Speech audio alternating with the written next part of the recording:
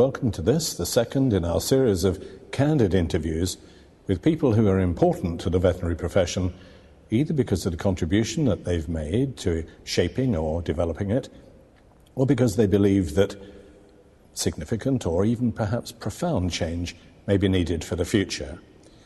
This series is called In Camera.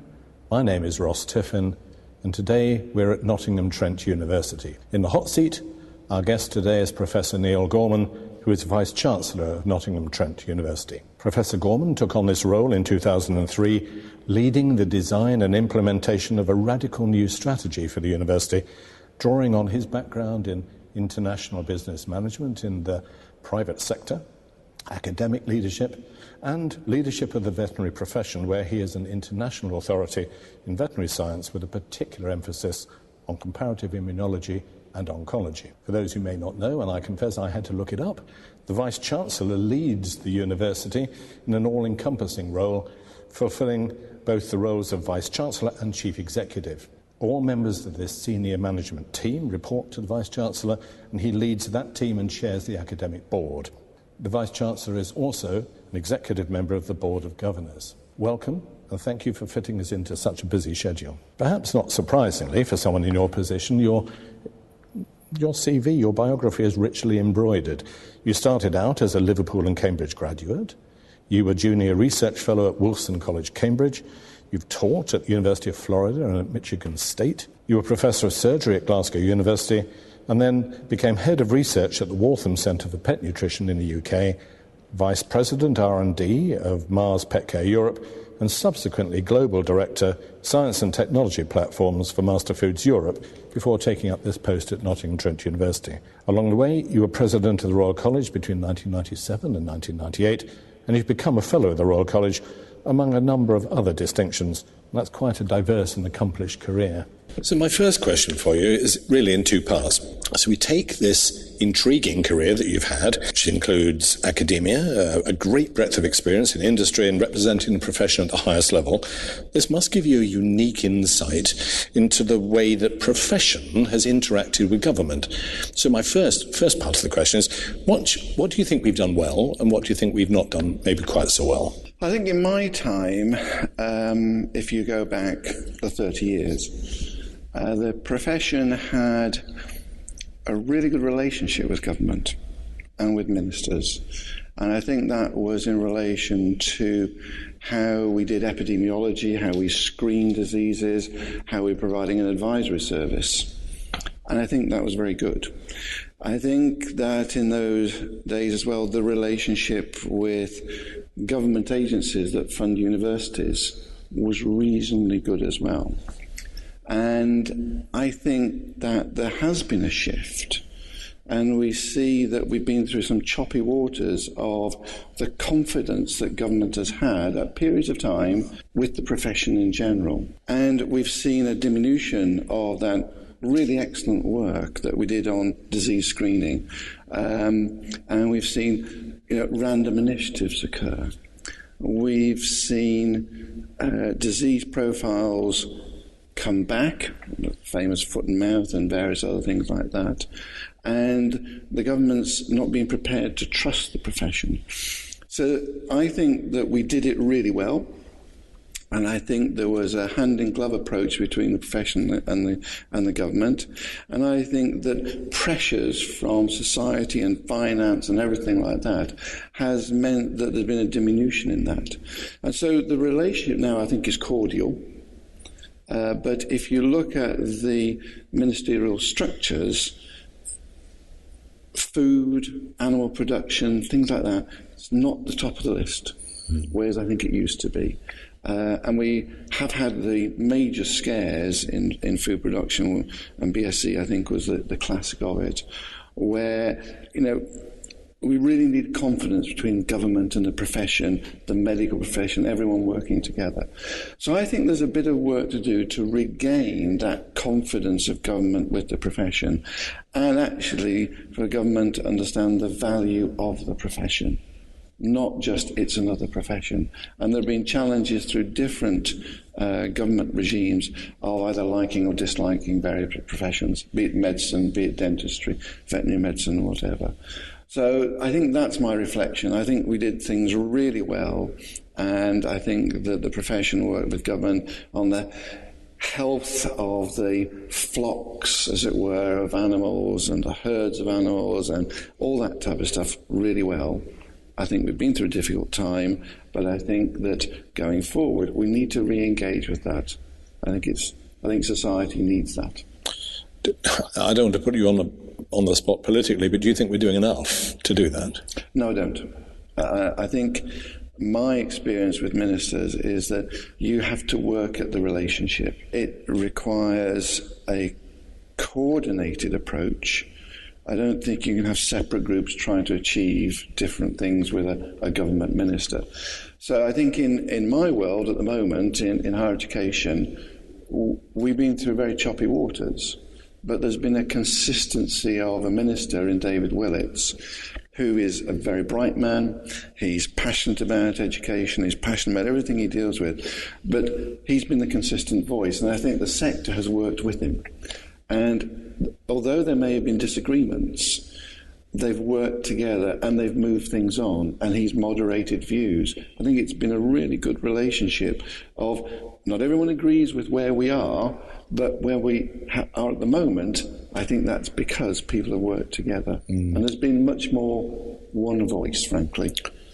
I'm a passionate believer in the one voice. I sometimes feel I'm the only passionate believer in the one voice. But if we take your intriguing career where you've had this great experience with industry in the commercial sector, to what extent do you think that has helped you in the field of education? Well, I think that I was delighted to get this post in 2003, and I'm confident I would not have got that post had I not had my time in the private sector. I mean, working for a multinational global private business brought with it a different education of me. It taught me that business is full of highly talented people, really smart people, that you could learn from. And when you're running billion-dollar corporations, and I was just a part of that, decision-making needs to be right. Strategy needs to be right. Recognizing one's weaknesses and strengths needs to be right. And I think I learnt from that experience to bring it into this role. I think the other thing, in relation to the veterinary profession and the veterinary graduate, many people underestimate the skills they have because of their training. And I think the average veterinary graduate actually is quite good at decision making. They have to do it every day. And so I think I started, doing my clinical work and doing the research and working through that area, and you had that sort of decision making, etc. I think building on the business role, it refined that, and it definitely allowed me, I think, to work with a team of people here, which has been a consistent team, to achieve great things, frankly. I think we're recognised across the sector of having done some very different things. So I've found that eclectic mix I've had in some respects invaluable in preparing me for this role. Thank you. I think over the course of your career, one of the things that will have been most noticeable would have been the change in which veterinary medicine has moved from large animal through mixed to small animal, and there's a huge preponderance of small animal business for the profession. The profession is now highly dependent on pet ownership, and that's under challenge from a number of different quarters. But it seems that the way in which we need to engage with consumers is just that, to actively engage with them. And one of the things that it seems, looking at the profession, is that it can be too passive at times. How do you feel about that? I think by passive you mean that you're just waiting for people to come to you. Yeah. And I do see that when you look at the global picture, the very good examples are much more proactive. And I think that, one of the sea changes, I think, in the past 30 years has been the understanding of disease processes, how you can prevent diseases. So we've moved from vaccines only to lifestyle changes in pets, for instance, of making sure you can prevent certain diseases. And I think the the public and the pet ownership public really, I think, are getting to grips with this now. So you never thought of a genetic test of predicting heart disease or liver disease in 1974. This is what we do now. And I think the work that's gone on across the world, and particularly very fine work in the UK, on identifying genes and gene susceptibility to disease has been fantastic. I think the public will start that proactivity. Now the challenge, and this is pertinent, I think, to the UK, we're going through yet another upheaval in health service provision and so forth. And what happens, I think, to us as patients with our doctors has an effect on how patients then will view their pets and their relationship with their veterinary surgeon. And so an example that's, I think, very topical at the moment is, I think you and I find it terrible that if we're ill on a Sunday, we're more likely to die. Mm-hmm. And I think everyone's got that now. So the pressure on the medical profession is, can you put this right? I have no idea what they're going to do.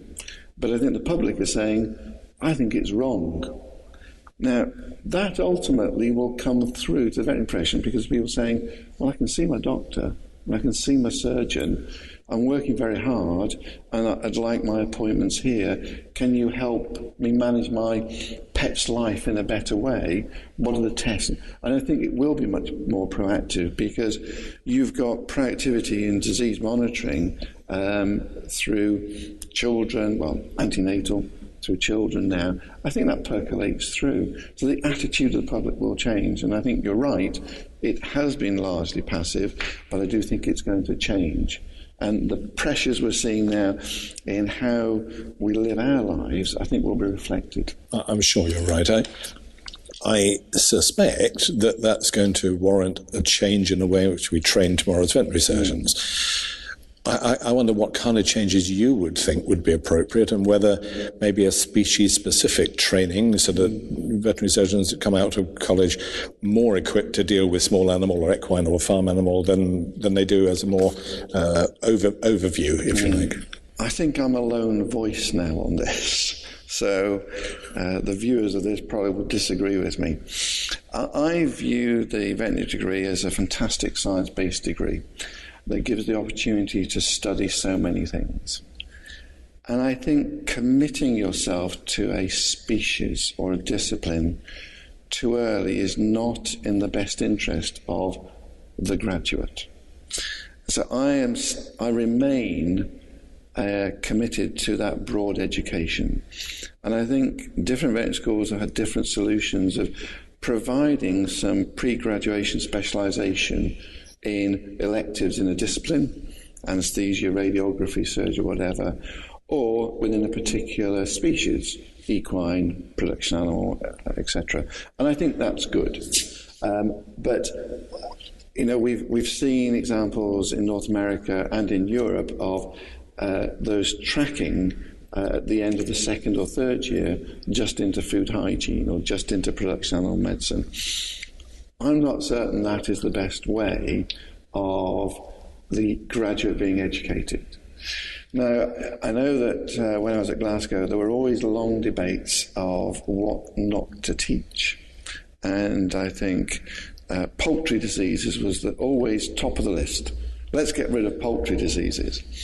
Well, poultry diseases are intriguing in themselves as, I think, intellectual exercises, but it teaches so much about husbandry, about how viruses and bacteria spread and how the environment has an effect on disease and disease profiles and so forth.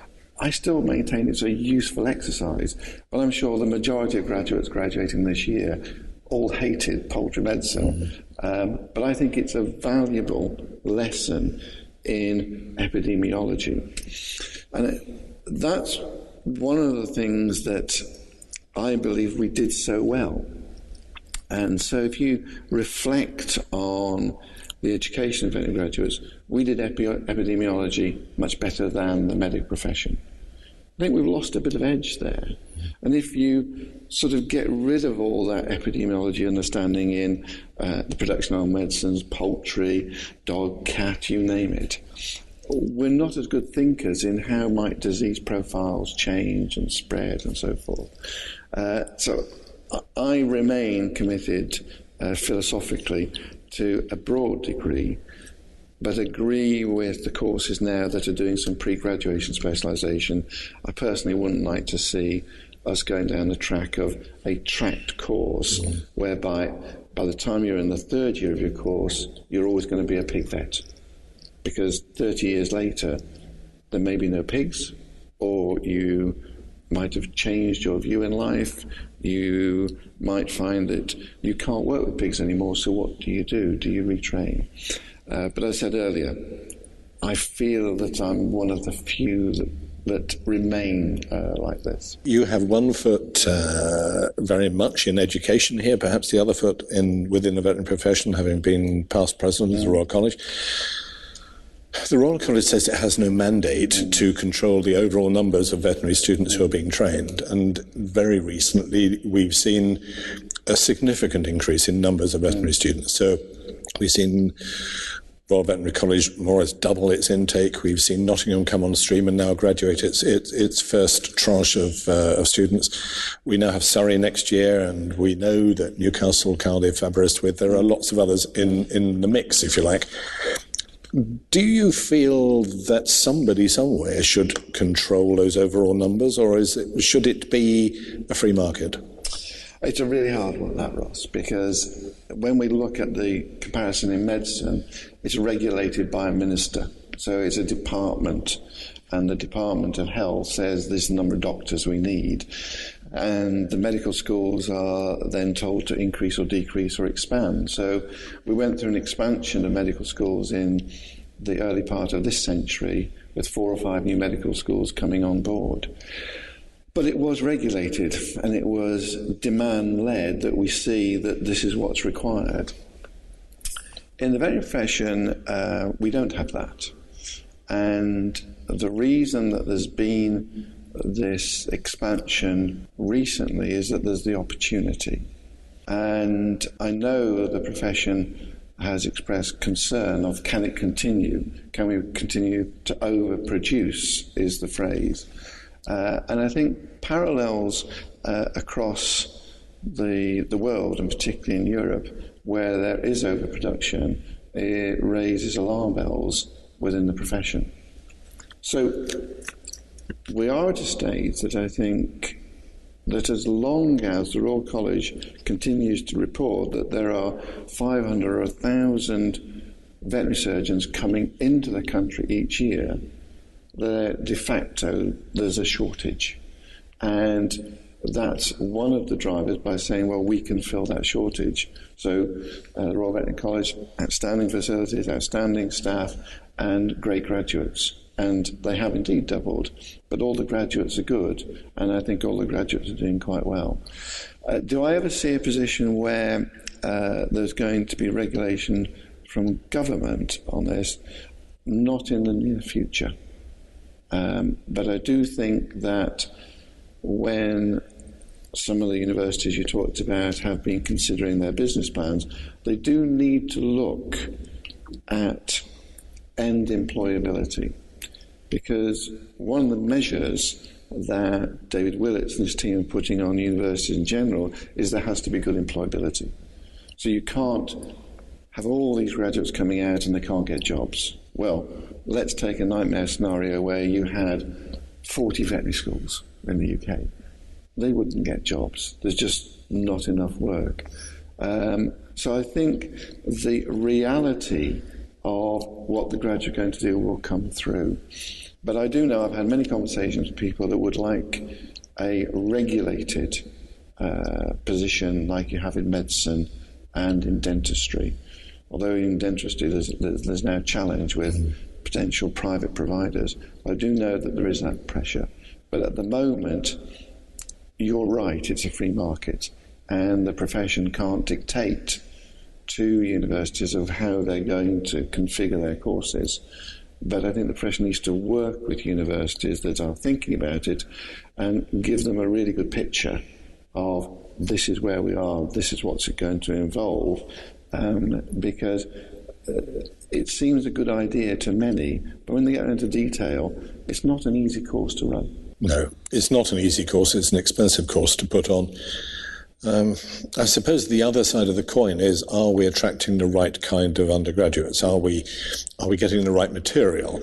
When you first took this job, one of the first conversations I had with you was about, I think, a passion you had at the time to engage with school children about the university they might go on to, and to put Nottingham Trent high on their list for them to consider. Should we be doing things differently with our vet schools and with our potential undergraduates? Well, I'm glad you raised that, because we have a particular problem in Nottingham of a lack of access to higher education. There are two great universities in Nottingham, but the progress from school into university is low here. And so we've been working with the community to elevate that aspiration of students coming to universities, not just this one, but to any university. And so, yes, we send teams of people out into schools to explain what they can do. Now, in relation to the veterinary profession, I have defended this, the profession, so many times on this. I think the profession has done a great job of going out and being available to all kinds of schools on open days, on visiting schools, explaining what the profession is about. They have done a good job. And I've never come across a practice who's actively said, I'm not going to take these 13 and 14 and 15-year-old kids to show them what the veterinary profession is about. One of the great concerns I had in my last year on the Royal College was the changes in the law in relation to CRB checks might put off some of the profession taking in these young people. So, practices exist in wealthy areas, they exist in poor areas, they exist in urban areas, they exist in rural areas. I think the profession has welcomed young people over decades to say that Saturday morning experience. I've never been to the doctor and seen a 13-year-old student learning about the medical profession. I've never been to a dentist to see the equivalent in dentistry. I think we're unique in this, and I've made this point to ministers that the profession actually has done quite a good job. Now, I'm delighted that some of the schools are doing that further. They're going out and having some very proactive conversations with different types of schools and backgrounds. One of the challenges we've had is that it's not a criticism of the teaching profession at all, but many teachers and careers advisors in schools have actually said to young people, it's very hard to get into a veterinary course. It's very, very hard, so I don't think you should do it. Well, actually, going back to your previous point, there have never been more places, and I think that you've got a 2-to-1 chance of getting an offer if you have the right credentials. If you want to do English at the University of Bristol, where it's a sensational course, I think it's something like 30-to-1 chance. So it's making sure that the young people at different backgrounds understand what they have to do. So they can't do English, French, Italian and philosophy and apply to vet school. Better careers advice way down at 13, 14, 15. So go and see a veterinary surgeon. Make sure you're doing the GCSEs right. Choose your A-levels the right way. Get the right advice. I think brings in the right people. And we had it, I think, in a pretty good shape. There was, in my own year, a really eclectic mix of backgrounds. It wasn't a particular clash, shall I say. It's slightly different now, but I applaud the work that's going on just to open the profession up. We need to tell ministers what we're doing, because ministers say, well, the profession's not doing it. And I do know those conversations are going on, because the greater access to the big professions, medicines, veterinary medicine, dentistry, whatever, they're important. And there is the difficulty of that ethnicity and the diverse ethnicity we have in the country. And if you look at pharmacy courses, it's dominated by young Indian females, because the parents, that's what they want them to do. So that culture says pharmacy is very good. That culture may not say veterinary medicine is good. Medicine, pharmacy, dentistry, they get pushed on that in the home. So it's a very complex thing, but I do think from everything I read and hear from the universities and initiatives going on, that we're doing a good job. We need to tell people the job we're doing. And I go back to that point I made, that the profession has done an outstanding job in welcoming young people. I mean, I'm sure some of the veterinary surgeons that may watch this say, yes, we had that irritating person that came. But I'm not certain anyone's really been denied from coming on that Saturday morning, coming in the summer holidays or whatever, to experience what being a veterinary surgeon is about. It's now a very different profession to what it was. So they see very different things. Thank you. If I follow on from that, the profession has always had a slightly tight rope line to walk, combining altruism with having to be a business that charges for its services. So we go on to look at employment for young graduates. The Royal College very recently commissioned a survey to look at the length of time it would take for a young graduate to get a job, and came out with something that was around the 6 months mark. That's a little worse than it was a few years ago, and considerably worse than it would have been when you graduated, where I suspect the vast majority of veterinary surgeons graduating expected to get a job. The only question was where. Yeah. Do you have concerns about the future for employment for graduates? I think all of us have some concerns, yes. But I do view it with optimism, because we now have a very different profession, and we have a different workforce, and there is that, it's a complicated algorithm, this, to me. Firstly, a lot of people are living their lives in a very different way. So that work-life balance is, I would like to work hard, but really I want to do 4 days and 3 days, 3 days and 2 days. There's a commitment to family. Some people say, the family is really important, therefore it's going to be 3 days. And so there's that part of the mix that I think is there. The second part of the mix is that the profession is a very different beast.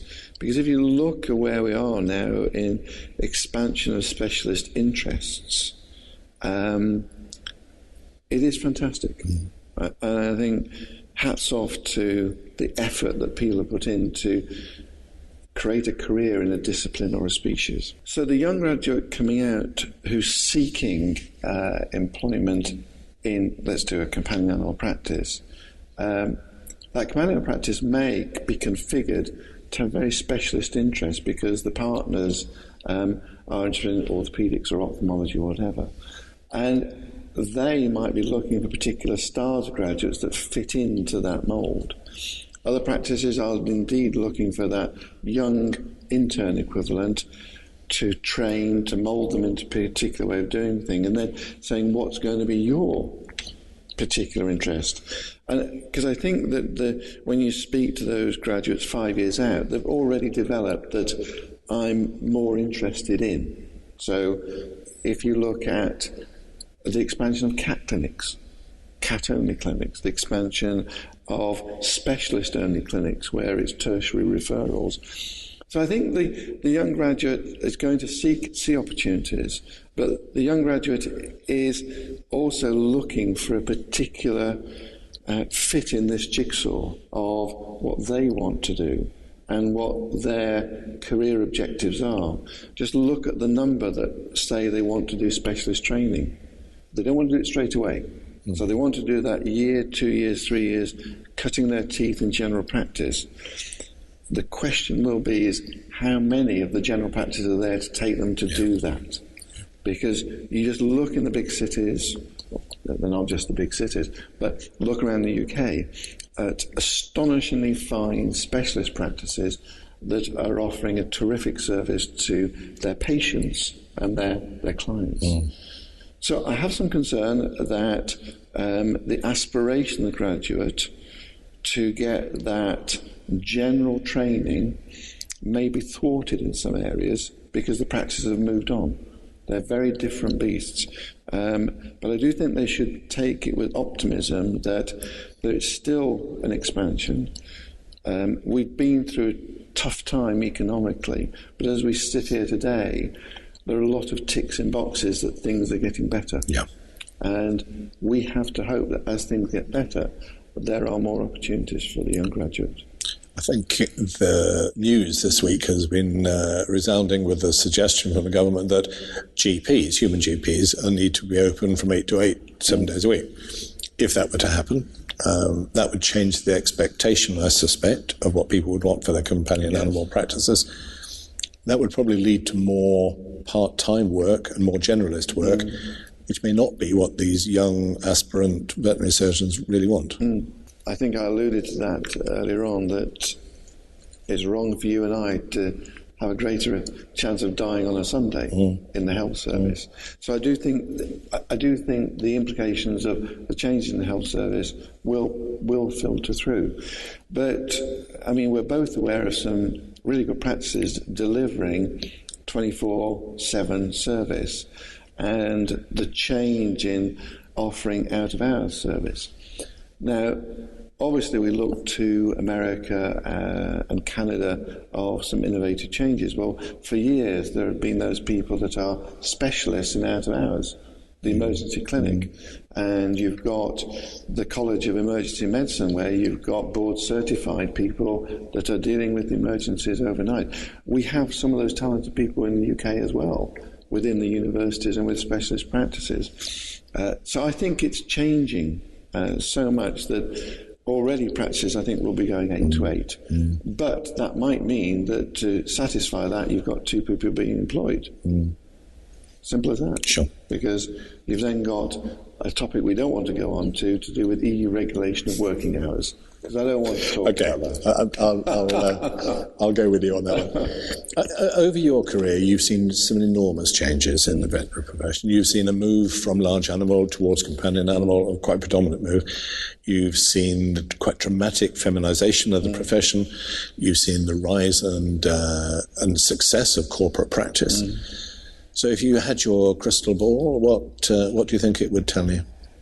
For the future?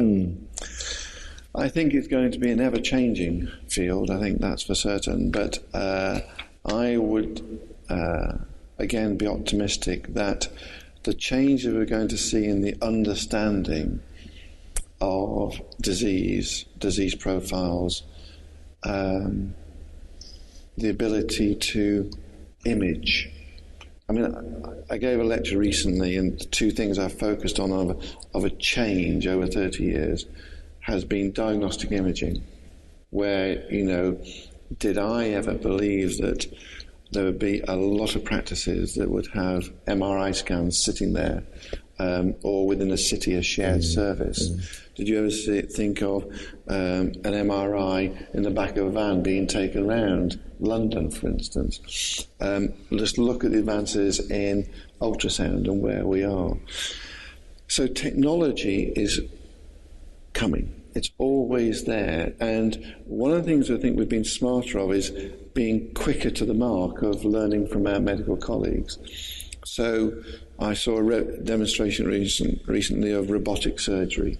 And it's a revelation that you have a surgeon sitting over here at a table operating on a patient to remove a prostate. Remarkable. Now, I don't know immediately how that's going to apply to the veterinary profession in the equine surgery or in dog and cat surgery, but I'm sure that there will be an application of things like that. That's hugely expensive at the moment. In 30 years, it may not be. But I do think the advances that we make in our understanding of disease, how to diagnose it, how to image it, how to prevent it, how to do that genetic counselling, how to breed out genetic diseases. There's a tsunami of work that's coming through on this. And I see the profession will reconfigure itself because it's dealing with different issues. We were configured to deal with certain disease profiles that are no longer present. They're eradicated. So in the medical profession, you're not looking at smallpox because smallpox doesn't exist. We're not looking at certain veterinary diseases now because they are now of little importance. But the ability for us to be proactive. The point I'd like to make is that we always have to prepare ourselves, though, for the unknown. And the unknown is diseases and conditions that come from nowhere. And I've long been a believer that bacteria and viruses and fungi and so forth, in their own way, are quite smart, and things evolve. So we've always got to be prepared for the unexpected, which draws me back to, I believe the veterinary degree should be that broad, science-based degree that allows us to understand how things can change. So the crystal ball is really difficult to say, but I know I am excited by it. And the things I see at conferences, the presentations that I attend, the advances you see in the disciplines and the species, I think is fantastic. But in 30 years' time, will there be species specialisation, and within a species, particular breed specialisation within practice? I think there will be. Okay, my last question, I was going to ask you what caused you most concern for the future, but you're such a quintessentially optimistic person, I'm not going to do that. I think what I'd really like to ask you is, we've seen in the UK so much of practice go towards small animal. We know that pet ownership is under challenge, and we know that in parlous economic times it's not easy. Given the problems we have facing this as mankind and the problems of feeding the world, what is your optimism for the future? Where do you think we're going? I think in the pressure in the world, it's an area I can't really delve into because I'm just not competent in that. I think what we're seeing is that from a global point of view, there will have to be changes. And significant changes. Roger Short gave a very good lecture at the RCVS about 4 or 5 years ago about population, food production and so forth, global warming. And Roger's always been controversial. And the essence of his lecture was put every girl over the age of 13 on the pill, half of the world become vegetarians, and you shoot half the cows. I'm not certain that's a formula that's going to work, but I know what he's trying to say. Sure. And I think where we're well positioned, if we just choose to really capture this, is that there's been a societal change in the food chain, sustainability. I think it's much more on the lips of young people in school, at university. I think there's the change of behaviour in society of how we shop, how we feed ourselves. The veterinary profession has a big role to play in that. We must not give that away. We understand that, and we need to, I think, capture that going forward. We need, I think, to think on the types of production that we have for our animals and the way we have our contract with the animals that ultimately we eat. There needs to be a sensible contract, and I think we have I think we're an exemplar from a global point of view in welfare issues on how we manage those things. I think going forward, the veterinary profession will touch on the importance of feeding the population. I think it'll touch on control and expansion of the pet population. So in China, you couldn't have a dog. Now in China, you can have a dog. But they don't have one dog, they have 2 dogs. And if you look at the expansion in China, I'm there twice a year, it's phenomenal. It just is still growing apace. They've had a bad year, so their growth is only 7.8%, and we're going to be happy at 1%. Sure. You see it in India. So the pet population around the world is going to expand. It's just not going to particularly expand in the UK. The demand for veterinary services globally will increase. There are no high-quality veterinary schools that are in the developing world. There's an opportunity there. How can the veterinary profession influence the expansion of those populations? How can they have an influence over the better welfare of animals, etc.? So we will have, I think, a role to play in that. And to me, it's a big global societal role as well as a global welfare animal role. And going back to your opening question, we need to work with governments so that governments understand what we as a profession can do. And it's the global profession. It's just not the UK. Sure. It's the global profession. We have a role to play in how society develops, from the way they feed themselves, their social interaction, their pets, their recreation. We have a role to play, and we need to seize that opportunity, if I may say. Neil, I always enjoy these conversations. Thank you so much. Thank you. Thank you.